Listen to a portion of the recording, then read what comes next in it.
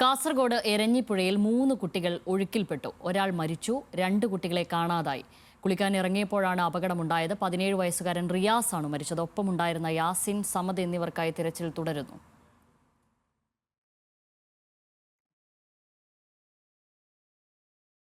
കാസർഗോഡ് എരഞ്ഞിപ്പുഴയിലാണ് അപകടം ഉണ്ടായിരിക്കുന്നത്. 3 കുട്ടികളാണ് ഒഴുക്കിൽപ്പെട്ടത്. അതിൽ ഒരാൾ മരിച്ചിരിക്കുന്നു എന്ന വിവരമാണ് ഇപ്പോൾ പുറത്തുവരുന്നത്. 2 കുട്ടികളെ കാണാതായി. ഈ കാണാതായവർക്കുള്ള തിരച്ചിൽ ഇപ്പോൾ പുരോഗമിക്കുന്നു എന്നാണ് മനസ്സിലാക്കുന്നത്. കുളിക്കാൻ ഇറങ്ങിയപ്പോഴാണ് അപകടമുണ്ടായതുമെന്നും വിവരങ്ങൾ ലഭിക്കുന്നു. സരീഷ് ഉണ്ട് അവിടെ നിന്നും വിവരങ്ങൾ നൽകാൻ. സരീഷ്, ഈ കാണാതായവർക്കുള്ള തിരച്ചിൽ പുരോഗമിക്കുകയാണോ? എന്താണ് വിവരങ്ങൾ?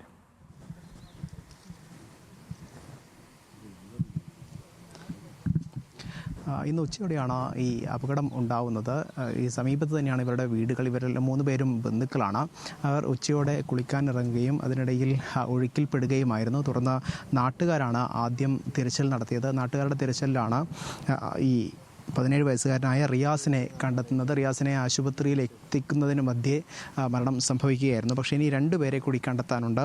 അത് ഒന്ന് അഷ്റഫിൻ്റെ മകൻ യാസിൻ, അതോടൊപ്പം തന്നെ മജീദിൻ്റെ മകൻ സമദ്. ഇരുവർക്കും 13 വയസ്സാണ്.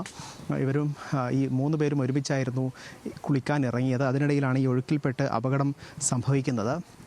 ആദ്യഘട്ടത്തിൽ നാട്ടുകാർ തന്നെയാണ് ഈ തിരച്ചിലൊക്കെ നടത്തിയത്. ഈ അപകടം നടക്കുന്ന 2 സ്ഥലത്തും, അതായത് അപകടം നടന്ന 2 സ്ഥലത്തും മുകളിലും താഴെയുമായി ആദ്യ പരിശോധനകൾ നടത്തുന്നു. അതിലാണ് ഒരാളുടെ മൃതദേഹം മാത്രം കണ്ടെത്താനായത്. പിന്നീട് തുടർച്ചയായി പ്രദേശവാസികളും ഒപ്പം തന്നെ ഫയർഫോഴ്സിൻ്റെ ഒക്കെ സഹായത്തോടെയാണ് ഇപ്പോൾ പരിശോധന നടക്കുന്നത്. നമുക്ക് ദൃശ്യങ്ങളിൽ കാണാം. ഈ അപകടം നടന്നതിൻ്റെ തൊട്ട് മുകൾ ഭാഗത്തായാണ് ഇപ്പോൾ ഫയർഫോഴ്സ് പരിശോധന നടത്തുന്നത്. ഹാങ്ങർ ഉൾപ്പെടെ ഉപയോഗിച്ച്, അതായത് അവരുടെ റബ്ബർ ബോട്ടിലെത്തി ഹാങ്ങർ ഉപയോഗിച്ചുള്ള പരിശോധനയാണ് ഇപ്പോൾ നടക്കുന്നത്. അതേസമയം തന്നെ നാട്ടുകാരുടെ നേതൃത്വത്തിലും പരിശോധന നടക്കുന്നുണ്ട്. നാട്ടുകാരാണ് ഈ മുങ്ങിയുള്ള പരിശോധന, അതായത് പുഴയിൽ ആഴത്തട്ടിലേക്ക് മുങ്ങിയുള്ള പരിശോധന നടക്കുന്നത്. സാധാരണ ഈ മേഖലയിൽ, അതായത് ഈ അപകടം നടന്ന മേഖലയിൽ സാധാരണ കുട്ടികൾ ഉൾപ്പെടെയുള്ളവർ ഇറങ്ങുകയും കുളിക്കുകയും ഒക്കെ ചെയ്യുന്നതാണ് എന്നാണ് നാട്ടുകാരോട് നമ്മൾ സംസാരിച്ചപ്പോൾ പറഞ്ഞത്. പക്ഷേ എന്താണ് ഒരു പക്ഷേ അടിയൊഴുക്ക് ഉണ്ടായതാകാം. ഈ ഉച്ച സമയമായതുകൊണ്ട് തന്നെ അടിയൊഴുക്ക് ഉണ്ടായതാകാം ഈ അപകടത്തിന് കാരണമായത് എന്നാണ് നമ്മൾ നാട്ടുകാരുമായി സംസാരിച്ചപ്പോൾ അവർ പറയുന്നത്. പക്ഷേ എന്തായാലും ആദ്യഘട്ടത്തിൽ, അതായത് ഈ അപകടം നടന്നു ഏതാണ്ട് ഒരു മണിയോടെയാണ് ഈ അപകടം സംഭവിക്കുന്നത് എന്നാണ് അവർ പറഞ്ഞത്. അല്ലെങ്കിൽ അവരുടെ കരച്ചിൽ പോലും, അതായത് 3 പേർ മാത്രമാണ് എത്തിയത്. പിന്നീട് ആണ് ഈ സംഭവം പുറത്ത് അറിയുന്നത് പോലും. അതിനുശേഷമാണ് ഈ തിരച്ചിൽ നടത്തുന്നത്.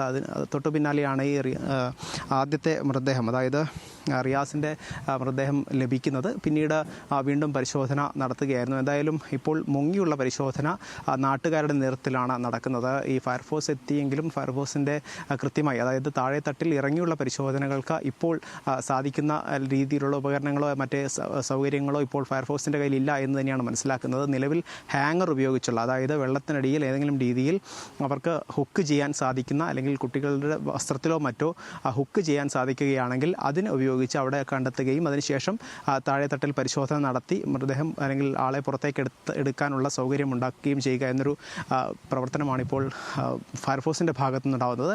മറിച്ച് നാട്ടുകാരാണ് ഇപ്പോൾ ഇറങ്ങി, അതായത് അടിത്തട്ടിൽ ഇറങ്ങിയുള്ള പരിശോധന, താഴെത്തട്ടിൽ മുങ്ങുകയും പിന്നീട് താഴെത്തട്ടിൽ കൈകൊണ്ട് തന്നെ തിരഞ്ഞുള്ള പരിശോധന നടത്തുകയും ചെയ്യുന്നത്. എന്തായാലും 2 പേർക്കായുള്ള തിരച്ചിൽ ഇപ്പോഴും നടക്കുകയാണ്. നേരത്തെ ഒരു മൃതദേഹം, അതായത് റിയാസിൻ്റെ മൃതദേഹം ലഭിച്ചിരുന്നു.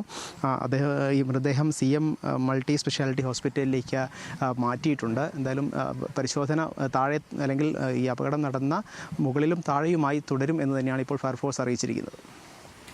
ശരി. കാസർഗോഡ് എരഞ്ഞിപ്പുഴയിലാണ് 3 കുട്ടികൾ ഒഴുക്കിൽപ്പെട്ടത്. അതിൽ ഒരാൾ മരിച്ചു, 2 കുട്ടികളെ കാണാതായിട്ടുണ്ട്. അവർക്കായുള്ള തിരച്ചിൽ പുരോഗമിക്കുകയാണ് അവിടെ.